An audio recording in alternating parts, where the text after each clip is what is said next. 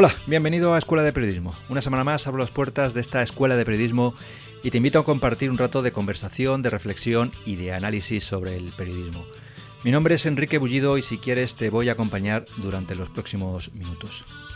Uno de los principios del periodismo, al menos del periodismo clásico, dice que el periodista nunca debe ser el centro de la noticia. Pero hay ocasiones en que esto es inevitable y el periodista se convierte en protagonista involuntario de la noticia, de la información. Esto es lo que le pasó a la periodista de Europa Press, Blanca Pou, cuando el 11 de diciembre de 2018 la policía entró en la redacción de Europa Press en Baleares y se incautó el móvil personal de Blanca y otro material que utilizaba para investigar una filtración periodística en el marco de un proceso judicial por un caso de corrupción, el caso Cusack. La policía también entró en la redacción de otro medio, el Diario de Mallorca, y también requisó móviles, ordenadores y documentación. Esta incautación de material personal y periodístico por parte de la policía pues tuvo en su momento una gran repercusión y Blanca recibió el apoyo de toda la profesión periodística por defender el derecho al secreto profesional y negarse ante el juez a desvelar sus fuentes informativas. Por todo ello, la Asociación de la Prensa de Madrid le concedió el premio a la periodista joven del año 2018, galardón que recogió el pasado 20 de junio en Madrid. Buenos días, Blanca, ¿qué tal estás? Hola, buenas. Oyes, para empezar, enhorabuena lo primero por este premio de la Asociación de la Prensa de Madrid. Te quería preguntar, para una periodista de agencia como eres tú, y también como soy yo, ya que ambos trabajamos en el mismo medio, en Europa Press, y estamos acostumbrados al anonimato, a no firmar nuestras informaciones. ¿Cómo se vive convertirse de repente en el protagonista de la noticia? Pues para mí la verdad que fue un gran shock porque, como dices, los periodistas de agencia estamos acostumbrados pues a- bueno, que queda un poco raro, ¿no? Pero a no ser nadie, ¿no? Uh-huh. No firmamos las informaciones con nuestro nombre, sino que aparece el nombre de la agencia. Sí que existió una firma a nivel interno, evidentemente, pero no hay ese, no sé cómo decirlo.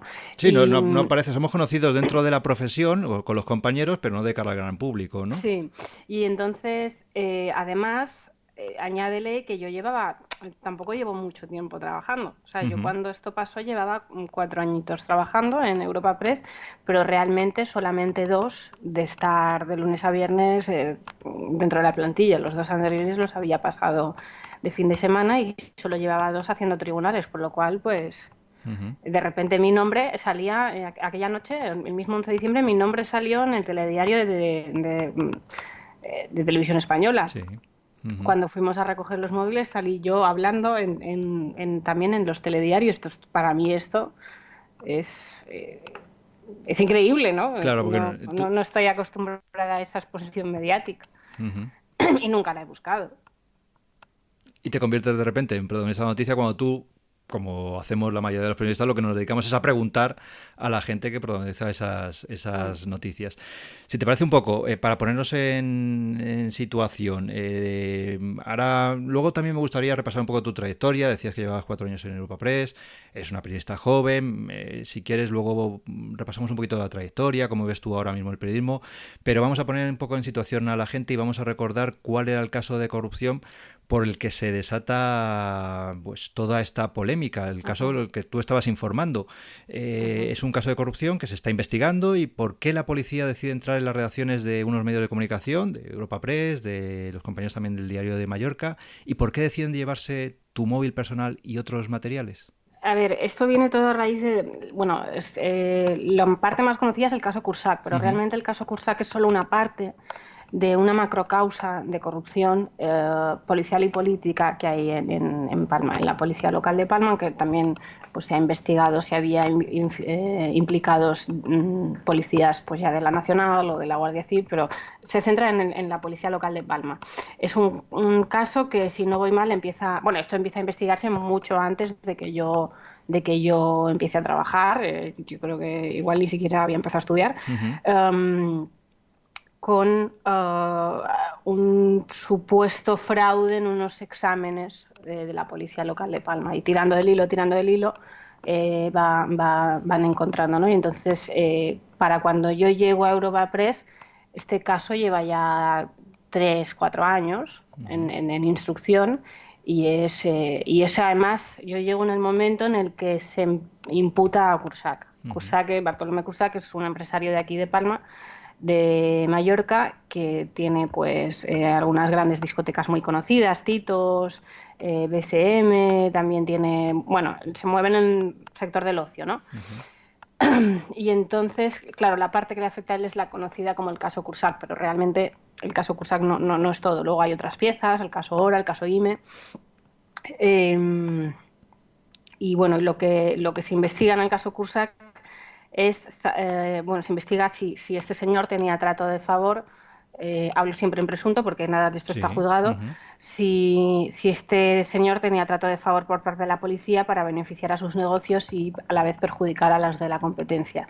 Y si hubo pues prebendas, sobornos a altos cargos policiales o políticos para conseguir ¿no? toda esta trama. Y bueno, entonces, pero la policía cuando se incauta de mi móvil no lo hacen en una investigación del caso Cursac, sino en una pieza derivada. Esto hay que entender una cosa muy importante, que es que en un momento dado hubo un cambio de juez. Bueno, ha habido 3 cambios de juez, pero uno de ellos fue porque la persona, no sé si, bueno, la anterior magistrada se retiró o la destinó a otro juzgado, asumió el caso el juez Penalba. Pero el juez Penalba después fue recusado por las acusaciones, o sea, por los acusados, por las defensas. Es decir, en concreto creo que presentó la recusación el director, bueno, ex director general del grupo Cursac, o sea, que es Bartolomé Sbert, y luego se adhirieron el resto. Y la cuestión es que, apartaron al juez por pérdida de apariencia de imparcialidad. El juez se opuso a que le apartasen y además este juez en el informe que hizo fue durísimo porque relató todas las amenazas que estaba sufriendo y nada. Entonces es cuando recae, porque esto cuando recusan a un juez recae por reparto en otro en concreto, no es al azar, sino que ya se sabe, ¿no? Entonces recae esto en el juez Miguel Florit, que este es el que ordena después la incautación. Miguel Florit es un juez que, si no voy mal, está a punto de jubilarse. Y bueno, pues, claro, le cae este caso grandísimo con un mogollón de folios inmenso. Y entonces, bueno, el caso ha estado bastante parado, pero el caso es que en julio de 2018 yo publiqué un informe, una noticia sobre el presunto fraude fiscal de las empresas del grupo. Era un informe del grupo de blanqueo, había un informe del grupo de blanqueo de capitales, que es el que llevaba toda la investigación de Cursac, en el que se acusaba al grupo Cursac de haber defraudado 65 millones, al menos 65 millones de euros a Hacienda, a la Seguridad Social, y entre otras cosas la policía sospechaba que el grupo tenía pues un topo en Hacienda que les arreglaba todo. Se abrió una... He de resaltar que cuando yo publiqué esta noticia, este informe y la causa en ese momento no se encontraba bajo secreto. Lo digo porque esto luego lo vi mucho, la gente debatiendo en las tertulias sobre el secreto sumario, y realmente no estaba bajo secreto sumario. Y de hecho, el juez tardó 12 días desde que yo publiqué la noticia hasta que lo declaró secreto. No desde que él tuvo el informe sobre la mesa, sino desde que se publica la noticia hasta que lo declara secreto 12 días. Entonces dices, bueno, que al que menos le importa el secreto sumario es al propio instructor, ¿no? Entonces esta noticia, bueno, pues evidentemente tuvo una gran repercusión.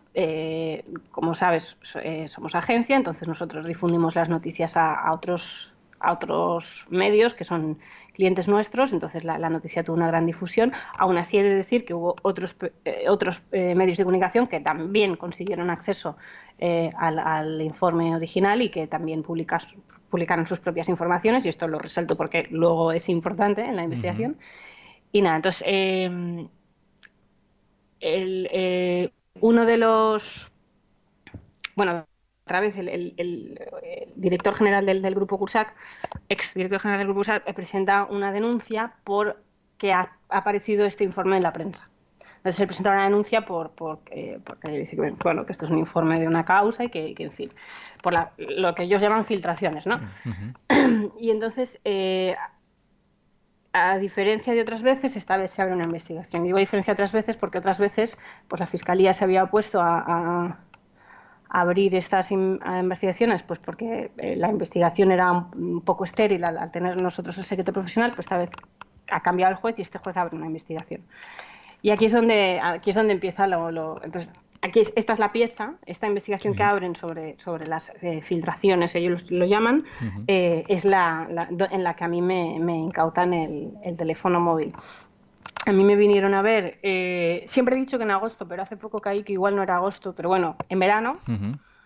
Más o menos un mes después o unas semanas después de que publicaras la primera información, ¿no? No, más tarde. Había pasado más de un mes, porque además luego he tenido conocimiento de que las diligencias se abrieron el 21 de julio y yo dije agosto siempre porque digo, en ese momento en la redacción estábamos Pepito y Pepito tenía vacaciones, así que tiene que ser este mes. Claro, tú en ese momento no te acuerdas, yo no sabía que esto iba a ser tan importante, ¿no? Claro. Pero bueno, en verano. Es que simplemente recuerdo que había gente que estaba de vacaciones. Y entonces vinieron a verme dos agentes de la Policía Nacional, iban de paisano, me enseñaron la placa y nada, ellos preguntaban quién había publicado esta noticia. Pues claro, yo dije que yo, porque el secreto profesional lo que no te exime es de hacerte responsable de las informaciones que uno publica, ¿no? Y nada, me dijeron que estaban investigando sobre esto y que si les podía decir de dónde había sacado la información. Que le revelaras tu fuente, básicamente. Y yo, evidentemente, no, pero tengo que decir que aquí fue en tono muy amigable, todo muy, ¿vale? Y yo les dije que evidentemente que no podía, porque tenía que proteger a mis fuentes. Y ellos me dijeron, vale, lo entendemos, no pasa nada. O sea, de verdad, no pusieron ninguna objeción. Claro, porque debieron pensar, bueno, pues mañana pedimos tus llamadas, o sea, no... y entonces, me preguntaron un par de cositas más, pues de cómo funcionaba la agencia y de todo este tema, que además a la gente se lía mucho con esto, y poco más. Y no me tomaron declaración formalmente ni nada, sino que yo sepa, no me estaban grabando. Si me estaban grabando no me informaron de ello, no me hicieron firmar nada. Sí que se tomaron nota de mi DNI, pero ya está, y se fueron. Sí, pero que lo consideraste es una conversación, pues bueno, más o menos con unos policías, pero una conversación informal sin ninguna trascendencia jurídica hasta ese momento. No, a ver, yo es que una de las cosas que nos han reprochado mucho es que no se pueden investigar si alguien algún funcionario ha filtrado y ha cometido un delito. Y los periodistas no nos oponemos a que esto se pueda investigar, lo que nos oponemos es a que se haga de la forma que se ha hecho. Entonces, que ellos vengan, pregunten, porque tienen que hacerlo, porque es su trabajo y tienen que hacerlo y irse con el no nos lo ha querido decir, pues ya está. O sea, esto no le veo inconveniente. Y en ese momento yo pensé que esto es lo que pasaba, que simplemente ellos venían a cumplir con la diligencia y ya está, o sea, todo dentro de la ley. Y de hecho yo les dije, no, mire, a mí me encantaría poder colaborar con la policía, pero como comprenderán, yo tengo que proteger a mis fuentes y de verdad que no me pusieron ninguna objeción. Sí, cada uno en su papel, ellos en el de hacer el papel de investigar esa filtración por la que había salido, y tú en el papel de periodista de, bueno, pues no puedo revelar mis fuentes por el secreto profesional. Y ya está, hasta ahí todo normal, ¿no? Y eso es en verano y hasta ahí todo normal. Sí, y además tengo que remarcar que en la noticia que yo hice, una de las cosas de la política que tenemos en Europa es citar en la medida de lo posible la fuente. Evidentemente, en un caso como este, pues tú tienes que ser cuidadoso, ¿no? Lo que pasa es que la fuente no era también el mismo documento, ¿no? Entonces sí que ponemos en la noticia el documento al que ha tenido acceso Europa Press. Y en esto no nos hemos escondido en ningún momento. Aparte de que era evidente que habíamos tenido el acceso porque había entrecomillados literales del mismo documento. Entonces, pero bueno, que para nosotros es una forma de reforzar que esta noticia es real, ¿no? y que tiene una base sólida. Sí. Estuve mucho tiempo sin saber nada de este asunto hasta que llega diciembre. Pero no el martes 11, sino el viernes anterior, ellos a mí me llaman por teléfono. Porque se ve que la semana siguiente de la visita que hicieron, vinieron a la redacción y pidieron mi teléfono móvil y un compañero se lo dio.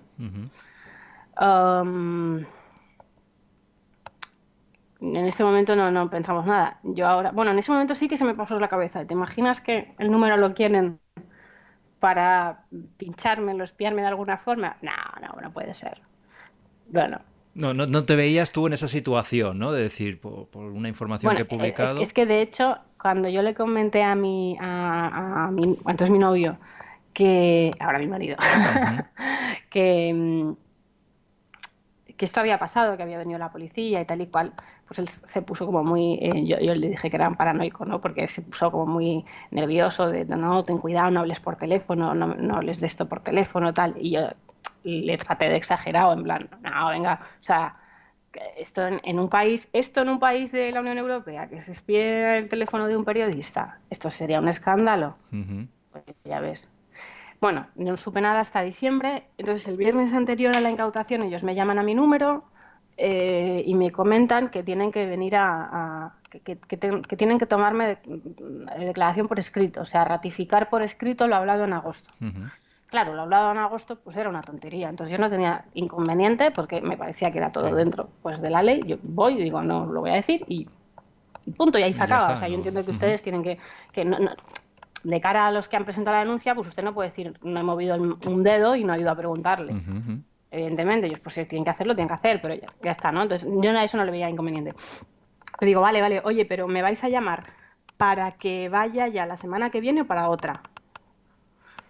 Y me dice, y entonces ahí el policía me salta como muy nervioso y me dice, ¿por? ¿Es que te vas a ir de Mallorca? ¿Vas a salir de Mallorca? Y yo ahí Sí, me claro. puse tensa porque digo, ¿esto qué es? Saltó una Operación pequeña jaula. alarma o una gran alarma, ¿no? Decir, ¿por qué? Porque me pregunta, ¿no? Claro, es pues como que es operación jaula esto, o sea, me tienen que controlar, es que no sé. Y le digo, pero que si vamos a ser uno menos, pues en la redacción somos poquitos, pues mi jefa lo tiene que saber, ¿no? Ujú, Para poder organizarnos. Ah, vale, tranquila, ya te llamaremos.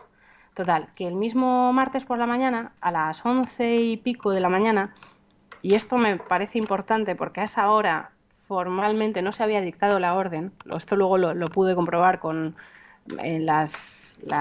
cuando ya tuve las órdenes y todo, la firma digital del sistema Minerva, me llaman y me dicen, ¿cómo lo tienes ahora? Y yo le digo, pues mira, muy mal, porque estoy yo sola en la redacción. ujú, Los martes aquí en Baleares es día de pleno del ujú, Parlamento. ujú. Había un pleno del Parlamento, estaba yo sola en la redacción, una persona estaba siguiendo el pleno del Parlamento, otra persona estaría en una rueda de prensa, otra persona en un juicio y estaba yo, digamos, coordinando todo. Y le digo, pues mira, muy mal porque estoy sola y hay mucho curro. Y le digo, ¿pero necesitáis que vaya yo a la comisaría? Y me dice, tranquila, ahora te llamaremos. O ahora te llamaremos. No me llamaron, pasaron 40 minutos y se presentaron ahí en la redacción. Ujú. Eran tres policías, porque eran los dos que llevan esta investigación, más uno añadido de experto informático. No es que lo dijeran, pero por cómo se desarrollaron los acontecimientos, pues quedó bastante claro. Y la secretaria judicial, y esto es importante, Ujú. que venían con un agente judicial y con una orden judicial. O sea, aquello era una comitiva judicial en toda regla. Claro, para levantar, digamos, acta de lo que iba a suceder, ¿no? Claro, sí, sí. Y entonces, yo aún así, en ese momento, yo todavía pensaba que venían simplemente a ratificar lo escrito. Y de hecho recuerdo que cuando abrí la puerta y había tanta gente, solté un comentario de, uy, cuánta gente, en voz Ujú. alta. Eh, y entonces me dijeron que tenían que hablar conmigo a solas. Y allí en la redacción solo hay un despacho que es el de la delegada. Entonces nos metimos ahí.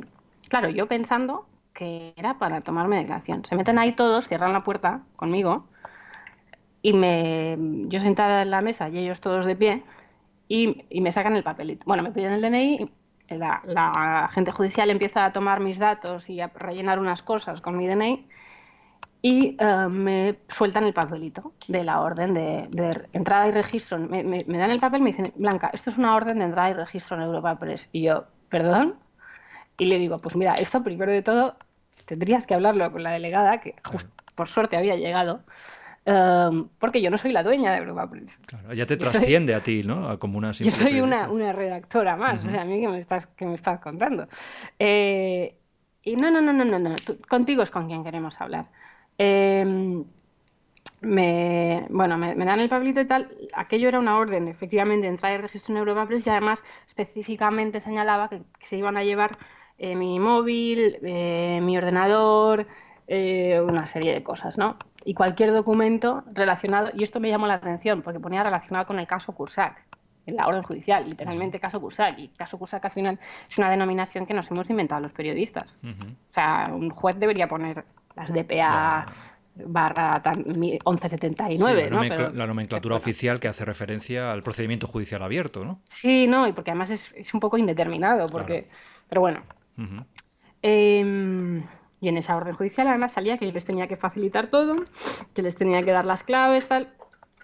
Bueno, y entonces enseguida les dije, oiga, esto, ¿dónde queda mi secreto profesional? O sea, yo les protesté y manifesté que yo consideraba que el secreto profesional no se acababa en me preguntas y te digo que no, sino que mi móvil está amparado por el secreto profesional, porque al final, de que me preguntes a que me incautes el móvil por la fuerza y mires con quién he hablado, pues, o sea, que al final, que esto es una de las cosas que he dicho y que dije en los premios, que al final el secreto profesional tiene que proteger las fuentes de manera efectiva, ¿no? O sea, no puede ser meramente un mecanismo para que el periodista no tenga problemas legales, sino que el objetivo no es proteger al periodista, es proteger a la fuente.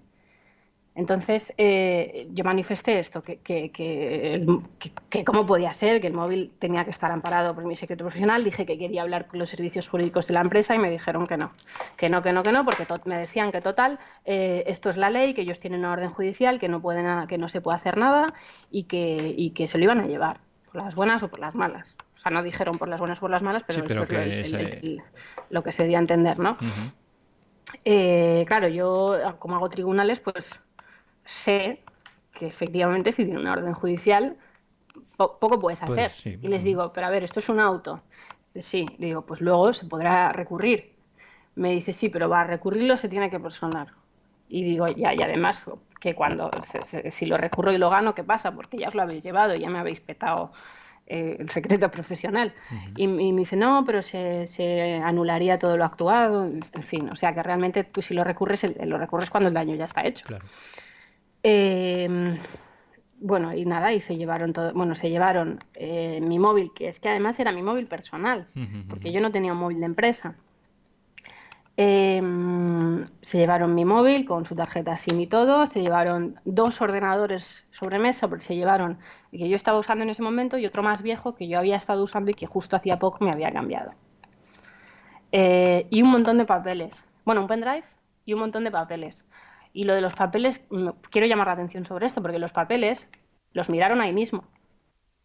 O sea, los papeles eh, fueron cogiéndolos, pasándoselos, comentando, sí, sí, mira esto. Además, a mí me parecía es que hasta cómico, porque eran, por ejemplo, un papel que tenía, que era un encabezamiento de un auto, porque allí salían todos los abogados que estaban personados.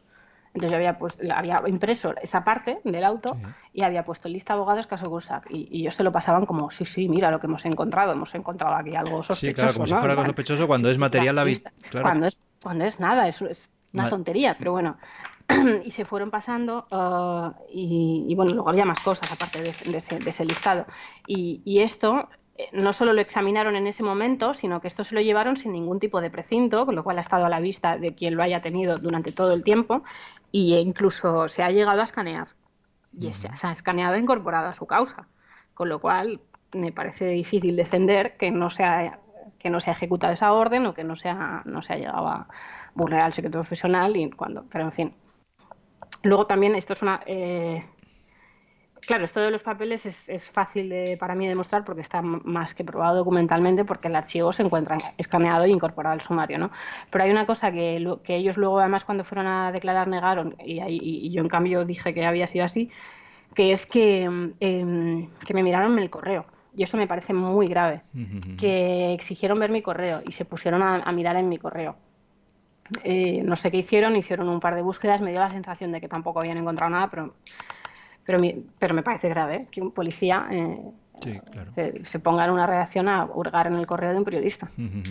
Y entonces, a Y, partir de ese momento, se producen, digamos, dos hechos que corren paralelos. Uno, primero, el apoyo de la profesión periodística, en el que se ajá, convocan una serie de manifestaciones, de actos, de iniciativas a través de las redes sociales, de apoyo, para defender ese secreto profesional y ese atropello que tú habías sufrido, y por otra parte también supongo que todo el proceso judicial que inicias tú y Europa Press como empresa afectada por esto que nos estás contando, ¿no? ¿Cómo viviste Claro, ese momento? mira, en el primer momento, en el momento que se fueron, yo había estado aguantando el tipo. En el momento en que se fueron, yo rompí a llorar. Ujú, Yo lo reconozco, no me da ninguna vergüenza. Eh, y ya cuando ya pudimos hablar con la dirección de Europa Press, ujú. dijeron, pues sacad una noticia de esto. Y yo en ese momento no lo veía nada, que evidentemente ahora sí lo veo, ¿no? Pero en ese momento yo quería tierra trágame, o sea, es lo último que quería, porque lo que dices, somos periodistas de agencia y además, como el tono en la conversación había sido un poco en plan, o sea, no digo que me dijeran estas frases literal, pero había sido un poco en plan, estás encubriendo a un delincuente, tú no tienes por qué meterte en un lío, Te- ¿sabes? El tono era así. Entonces, bueno, yo quería desaparecer Ya. y nada, publicamos la noticia y se montó la Marimorena. Ujú, Y luego encima, claro, y además en la orden ya lo vi, que en la orden también estaba incluido Kiko, ujú. mi compañero del diario de Mallorca, y también fueron allí al diario de Mallorca. Lo que pasa es que a él le incautan mediante orden judicial el móvil por la mañana en los juzgados, y luego cuando van por la tarde a la redacción del diario de Mallorca ya van sin la orden judicial y sin la secretaría judicial, que es por este motivo que la directora del diario de Mallorca les dice, es que no os vamos a dar nada y ellos se tienen que ir, porque es que no venían con... y nada, y además, bueno, ya se había montado todo aquel revuelo. Y luego para mí fue bastante chocante los días posteriores porque no solo mi nombre estaba por todas partes, sino que además pues fuimos sabiendo poco a poco más cosas, y también a raíz de la querella hemos ido sabiendo más cosas, y descubrimos que la incautación de los móviles pues ahí estaba, pero es que resulta que meses antes, desde septiembre, la policía había tenido acceso a nuestras llamadas. O sea, el juez había dictado hasta 3 órdenes, bueno, 3 que me afecten a mí, ordenando al requerir a las teleoperadoras de cada uno que les entregasen nuestros listados de llamadas y posicionamientos y otros datos. El registro de todas las llamadas que había Es realizado, ¿no? decir, para estudiar pues con quién he hablado y con quién he estado. Ujú, ujú. Y claro, entonces uno ve esto y se siente perseguido, ¿no? Y yo estuve súper paranoica las primeras semanas con todo el mundo, con cualquiera que viniese a hablar conmigo, eh, pues no sé si es amigo o enemigo, es que no, o sea, miedo de que me estuvieran siguiendo, me giraba a ver si por la calle, a ver si alguien me estaba siguiendo. Pero bueno, el apoyo de la profesión fue espectacular, tanto de la empresa y luego también la Asociación de Periodistas de Baleares y el Sindicato de Periodistas de Baleares montaron toda pues una campaña de recogida de firmas, hubo una manifestación y bueno, y sí, entonces nosotros ya evidentemente enseguida los pusimos se contrató un abogado Ujú, ujú. Y se puso en marcha ese se puso en proceso. marcha el proceso judicial. Y esto aquí es importante matizar una cosa. Por un lado está la querella Ujú, y por otro lado está el recurso. ujú. Entonces la querella era la vía rápida de reaccionar. Se presentó la querella y se admitió a trámite rapidísimo, y eso hizo reaccionar enseguida al juez, y el juez, de hecho, por lo visto, el mismo día de la incautación les ordenó a la policía que trajeran todo al juzgado, y lo trajeron todo al día siguiente, todo excepto mis papeles, no sé por qué. Ujú.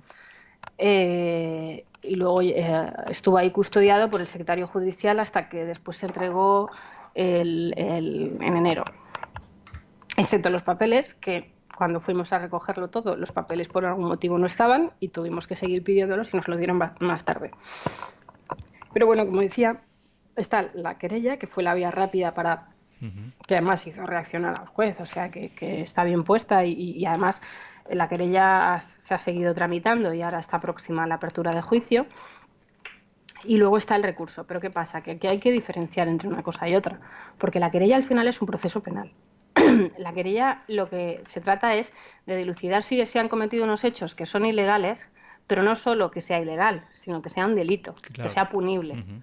Entonces esto es una dificultad añadida, porque demostrar que lo que ha hecho el juez es ilegal, um, yo creo que no es difícil, porque al final es puramente documental y quiero decir, si los tratados y si la jurisprudencia europea dice esto y esto van claramente en contra, pues es blanco y en botella. Lo difícil es argumentar si ha sido o no un delito. Pero es que lo importante es la otra vía. O sea, la vía de la querella pues está siendo muy mediática y genera mucho interés, Sí. pero para mí es más importante el recurso. Porque si nosotros queremos tumbar la resolución, debe hacerse por la vía del recurso, no por la querella. La querella, como digo, es un proceso penal contra una persona.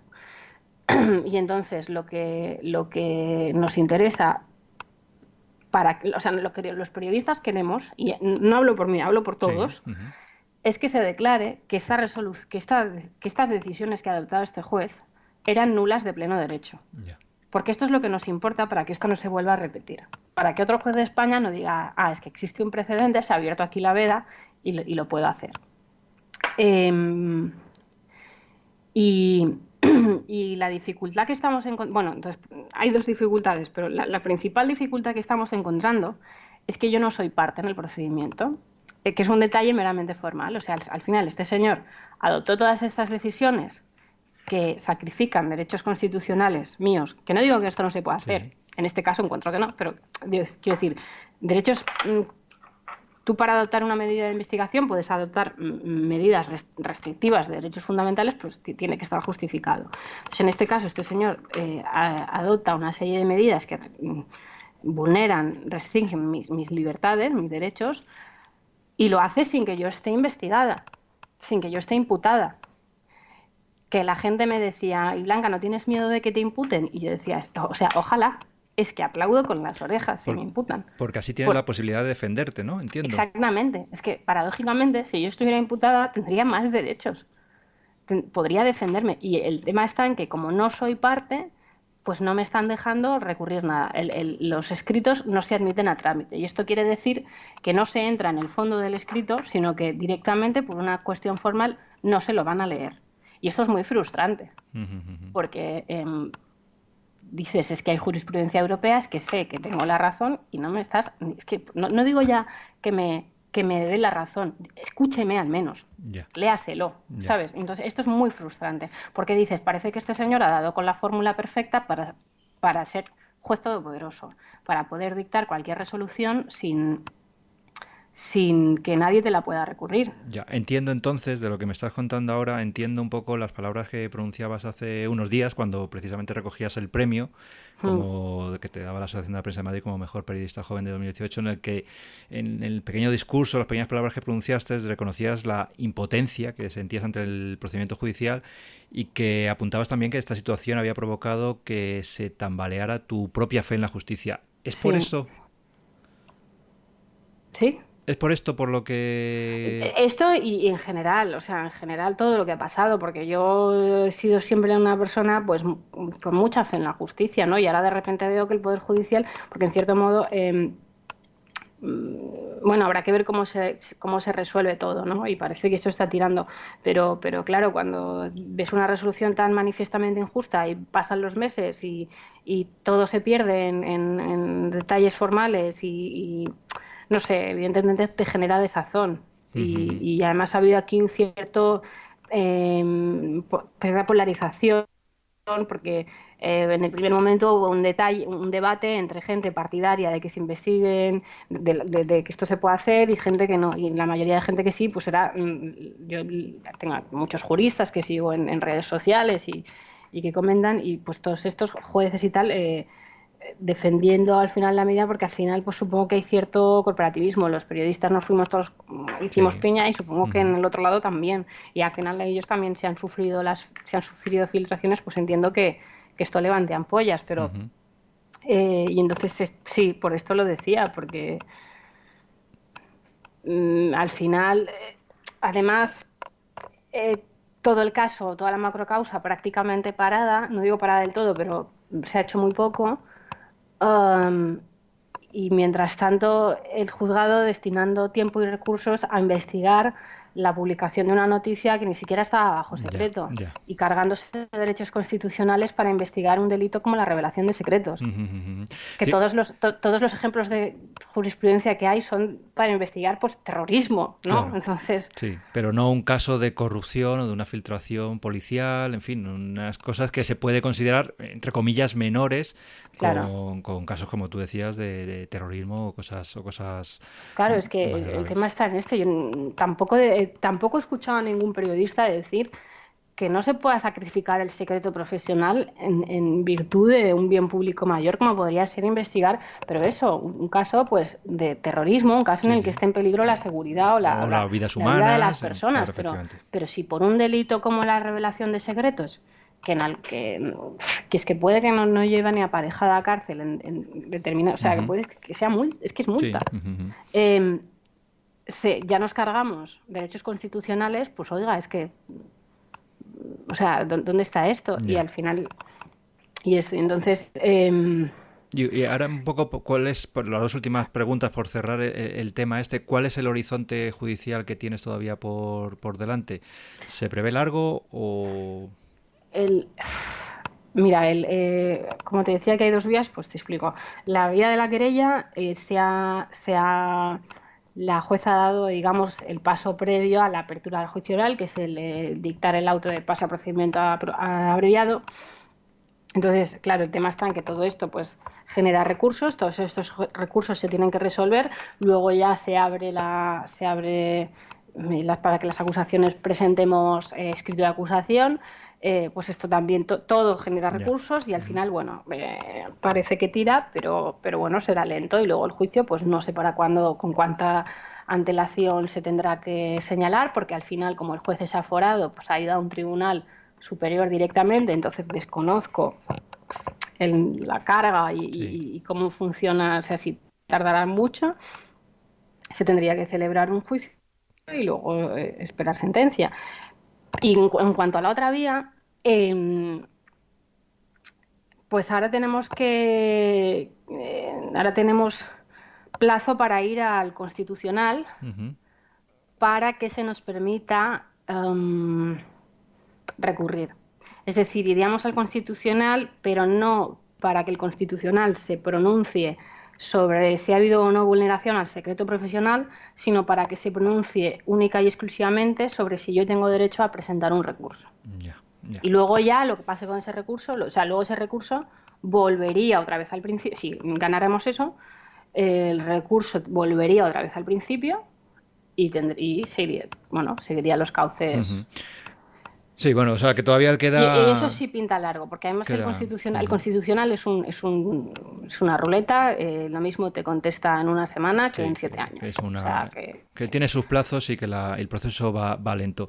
Una última pregunta para cerrar este tema y luego me quería conocer un poquito tu trayectoria como periodista. Antes nos hablabas, pues eso, de que hasta te sentías perseguida o entraste en un pequeño proceso de psicosis lógico de sentirte pues espiada, perseguida después de que te pasó esto. ¿Qué consecuencias, ha tenido algún tipo de consecuencias para ti, personales, profesionales, todo lo ocurrido a raíz de este caso, desde el pasado 11 de diciembre, cuando ya es el último momento en el que se produce todo esto? Sí, o sea, la psicosis no fue solo a mí, también ha habido en todos los juzgados. Y al final, sobre todo al principio, pues la gente, pues las fuentes desconfían, porque al final el problema de esto es que demuestra que da igual la ética del periodista, la integridad del periodista que te dice, no, yo no voy a revelar tu fuente, si al final puede venir un juez y ver con quién habla en el móvil y ya está. Entonces sí, en los juzgados, yo lo he notado en general en los juzgados, en general las fuentes que había recelo, que no querían hablar. Luego para mí es particularmente difícil porque al final toda España sabe que tengo a la policía encima, entonces yo llamo a los sitios, hola, soy Blanca de Europa Press, así no quiero hablar contigo. Y además es que el periodismo de tribunales dependes. No hay prácticamente fuentes oficiales, no hay fuentes institucionales prácticamente. El Tribunal Superior de Justicia tiene un gabinete de prensa que informa sobre algunas cosas. La Fiscalía no tiene. Ya. Los juzgados entonces es así. Sí, eso es mucho. Y no solo las fuentes, sino los mismos Claro. testigos protegidos de este caso. Ujú. Pues yo sé de algunos que tienen miedo, yo sé de algunos que ya han decidido que no van a ir a declarar, Claro. Ujú, porque es que tienen miedo. ujú, ujú. Y luego encima el caso, bueno, la pieza esta, en la que se estaba instruyendo, en el marco de la cual a mí se me ha incautado todo esto, ahora está parada porque se recurrió al juez, el juez que lo tenía, digamos que le tocaba heredarlo, dijo que tampoco lo cogía porque tenía una causa, bueno, una vinculación familiar de una persona de su juzgado con una de las personas del caso, y ahora mismo están sin juez. Ya, ya.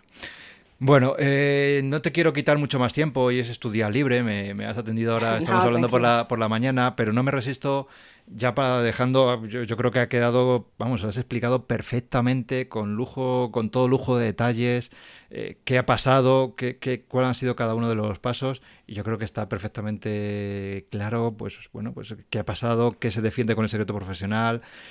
¿Qué ampara a los periodistas con ese secreto profesional? ¿Cómo son las filtraciones? ¿Cómo es el trabajo también del periodista? Pues eso, con lo que estabas contando ahora, con fuentes y con lo que se denomina cafés o relaciones bueno, pues humanas en las que tú tratas de buscar información y claro que ahora la gente tiene miedo de hablar contigo. Pero ya te digo, no te quiero entretener mucho más, pero permíteme un par de preguntas para conocerte un poquito más tu trayectoria como periodista. Uh-huh. Tú eres una periodista joven, has iniciado, ya llevas unos años trabajando, has pasado por diferentes temáticas en la profesión. ¿Dónde viene lo primero, dónde viene tu vocación como periodista? ¿Dónde has estudiado? ¿Cómo has empezado en esto del periodismo? ¿Cómo empezaste en esto del periodismo? Pues a ver, yo desde siempre me ha gustado leer y escribir. La política también me gusta desde Uh-huh. bastante pequeñita y al final eso es un cóctel bastante claro, ¿no? Luego además tuve un tío segundo que es bastante conocido, Uh-huh. Miguel Gil Moreno de Mora, perdón, Uh-huh. que fue el corresponsal de guerra. Murió cuando yo era todavía pequeña en una emboscada en Sierra Leona. Entonces yo también en mi adolescencia estuve leyendo bastante sobre él y también me inspiró bastante. Eh, yo creo que yo tenía un poco la inquietud de hacer periodismo por pues ese punto de denuncia, ¿no? De poder contar cosas y sí, el, yo quiero participar, ¿no? No en la vida pública, y cuando digo esto no quiero decir tener Hacerte exposición famosa. media, tener exposición, exacto, no digo eso, Uh-huh. sino que quiero contribuir, ¿no? A Al esclarecer, debate, o sea, claro, y a sí, a esclarecer lo que esclarecer pasa en y la sociedad y denunciar. a... Uh-huh. Y bueno, estudié en la Universidad Francisco de Vitoria Uh-huh. y hice unas prácticas 7 meses en Europa Press en la sección de tecnología, que es una cosa que a mí me gusta mucho, soy muy friki. Uh-huh. Y Ya somos dos, ¿eh? Ya somos dos frikis. también hice prácticas en COPE, pero eso Sí. fueron solo 2 meses. Uh-huh. Y luego empecé, después de acabar la carrera, pues a los pocos meses en la delegación de Europa Press y entré como fin de semana. O sea, yo Uh-huh. cubría el fin de semana. Y luego ya, estuve 2 meses así, 2 meses, 2 años, perdón. Uh-huh. Y luego ya entré de entre semana, de lunes a viernes, como plantilla habitual, ya Uh-huh. con un contrato Uh-huh. definido Uh-huh. y así. Y además, pues la persona que había estado cubriendo tribunales durante mucho tiempo se marchó y digamos que la sección, entre comillas, la heredamos un compañero y yo. Uh-huh. Y no apenas teníamos formación sobre tribunales. Uh-huh. Y tuvimos que aprender y ponernos las pilas y espabilar, ¿no? Porque además no teníamos ninguna fuente, no teníamos nada y además yo siempre le cuento que prácticamente mi estreno fue la sentencia del caso Nos, porque Sí. esta persona se marchó el 1 de febrero y el 17 salió la sentencia del Uh-huh. caso Nos, o sea que imagínate. Ya, ya. Que Y empezaste por un nada, y caso a lo fue grande. ir haciendo callo, ¿no? Fue perseverar y a patearse los juzgados en fin. ir a cubrir juicios, y aprender. Y supongo que antes de empezar en tribunales no tenías un conocimiento previo de todo esto que nos has estado contando hace unos minutos, de la diferencia entre una querella, un recurso, un auto, todo esto lo has ido, pues eso, aprendiendo con el ejercicio de la práctica, supongo. Claro, y aprender, saber qué partes tiene una sentencia, saber a nivel informativo dónde vas a encontrar el interés, porque el fallo, evidentemente, suele ser lo más importante, pero luego también es interesante el análisis jurídico, que eso está en los fundamentos de derecho de la sentencia, o el que considera aprobado, que esto está en el apartado de hechos probados. Entonces, todo esto lo vas aprendiendo. Ya, entonces a base de insistir. A base de insistir, pues me lo has puesto pues a huevo, como se dice. Por tu experiencia entonces, para alguien que está terminando la carrera o que está en los últimos años o que se acaba de graduar en periodismo, ¿cómo debe afrontar tanto su paso por la universidad, con la experiencia que tú tienes ya de unos años trabajando, pero recientes a ese paso por la universidad? ¿Qué recomendaciones, qué le dirías a alguien que está pasando por la universidad o que se acaba de graduar? ¿Cómo debe ser ese paso por la universidad y también el salto al mundo laboral, que está muy difícil, la inserción lo sabemos, buscarse un hueco en el mundo laboral está muy complicado?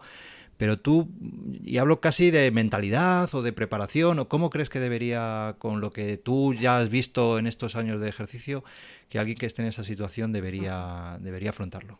Vale, yo hay una cosa aquí que es muy importante y que es, que lo digo siempre, que no acepten según qué tipo de ofertas laborales. Vamos a ver, las prácticas son buenas, de hecho han sido mi puerta de entrada al mundo laboral, pero las prácticas hasta cierto punto, porque lo que no puede ser es cuando llevas años ya, que ya tienes el título, que te sugieran que te apuntes a un cursito de lo que sea, que encima te pagas tú de tu bolsillo, para trabajar, para que te puedan hacer un contrato de becario. Entonces mi recomendación es siempre, según qué ofertas, no las aceptéis, porque a ti no te van a... O sea, nos hacen daño a todos. Entonces, evidentemente, cuando estás empezando a hacer prácticas, pues esto, yo empecé con un fin de semana y a mí a trabajar en fin de semana, pues no es que me hiciera especial gracia, pero mira, perseveré y he mejorado, ¿no? O sea, tengo ahora un trabajo.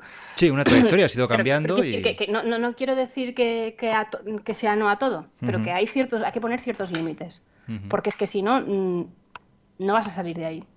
Y para mí, por ejemplo, el que te sugieran que te apuntes a un curso para que te puedan hacer un contrato de becario cuando tú ya has hecho tus prácticas, cuando tú ya has tal, esto para mí es una línea roja. Ya.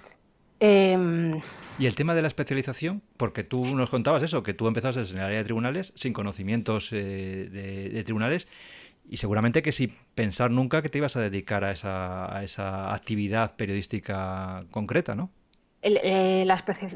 Sí, esto de hecho también lo conté en la entrevista de la PM, que sí, que se especialicen también porque sobre todo en materias como pues tribunales, economía, ahí faltan perfiles de gente joven y de política también, pero es que política creo que casi cualquier periodista tendría que saber ciertas pautas mínimas de política, porque al final es un poco lo que mueve el país y influye en todo.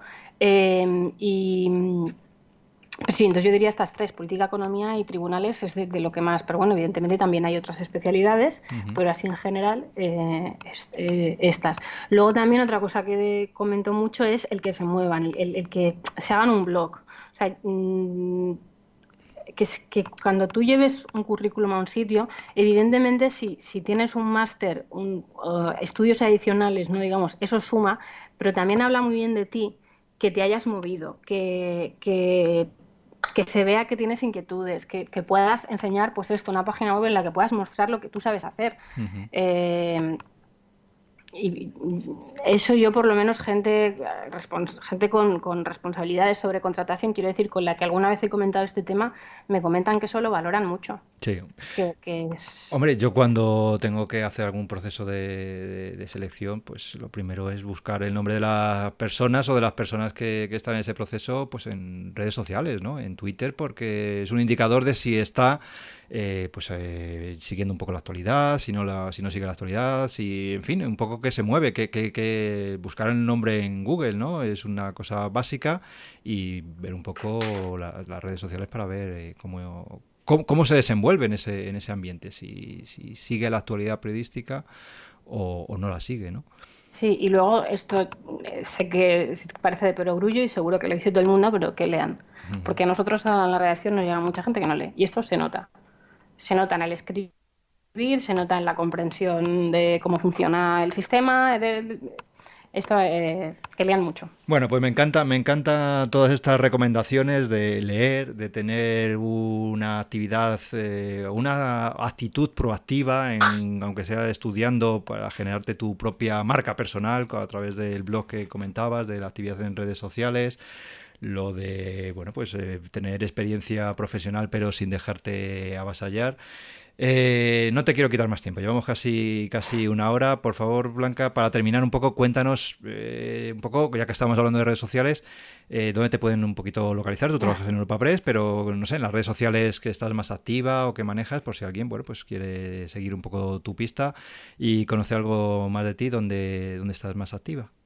En Twitter. O sea, al final las otras redes sociales, Instagram, Facebook, las tengo más para un uso más personal. La que tengo para un uso más abierto, más profesional es Twitter, que es @b, o sea, bpous. O sea, es B de Blanca, Pou de Pou, y ese mi otro apellido que es Schmidt, impronunciable. Entonces, allí está. bpous, @bpous. Muy bien, pues espero que todo el proceso judicial en el que estás inmersa se vaya aclarando. Seguiremos en contacto. Muchísimas gracias, Blanca, por este ratito de conversación, por contarnos tu experiencia y también por esas recomendaciones pues para los futuros periodistas que se están incorporando al mercado laboral. Un placer hablar contigo, Blanca, y seguimos en contacto. Venga, muchas gracias. Gracias. Hasta luego.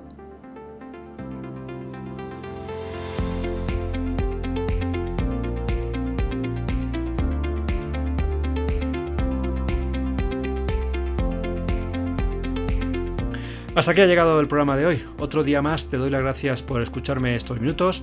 Te invito, como hago cada día, a visitar mi web enriquebullido.com. Muchas gracias por dedicarme tu tiempo y hasta el próximo programa.